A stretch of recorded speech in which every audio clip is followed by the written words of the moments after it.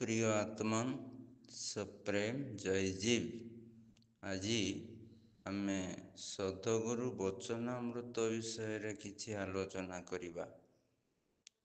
ଆପଣ ଯେପରି ହେବାକୁ ଚାହାନ୍ତି ସେହି ଭାବନା ରୂପକ ବୀଜକୁ ବିଶ୍ୱାସ ଓ ଇଚ୍ଛା ଶକ୍ତି ଦ୍ୱାରା ଅଙ୍କୁରିତ କରନ୍ତୁ।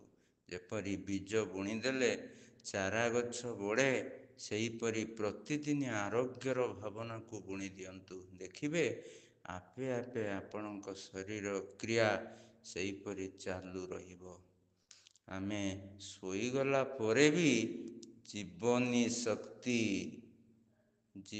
ଶକ୍ତି ଶ୍ୱାସ କ୍ରିୟାଶୀଳ କରିଥାଏ। ଏଣୁ ଯେଉଁଦିନ ଆପଣ ଆତ୍ମାକୁ କହିଦେଉଛନ୍ତି ଯେ ରାତ୍ରି 3:30ରେ ମୁଁ ଉଠିବି, ଆଉ ଠିକ୍ 3:30ରେ ଉଠିବାର ବ୍ୟବସ୍ଥା ଆତ୍ମା କରେ।